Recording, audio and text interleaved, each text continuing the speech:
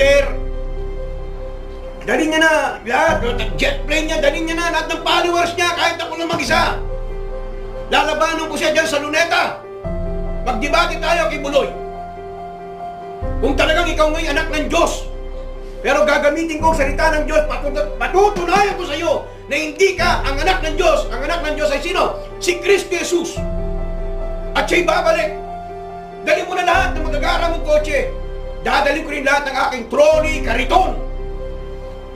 At magbibisikleta ako, papunta dyan sa Luneta. Kaya ako mga kasama, mga kaibigan ko, kayo maniniwala sapagkat marami hong bula ang propeta eh. Mag-aral ho kayo ng Bible para hindi ho kayo maloko. Maraming salamat po. Sa susunod do, marami pa kaming tatalakayin sa inyo na ang inyong isip po ay maliliwanagan at makikita nyo ang katotohanan ng salita ng Diyos at ng ating Panginoong Jesucristo. Maraming salamat po mga kapatid.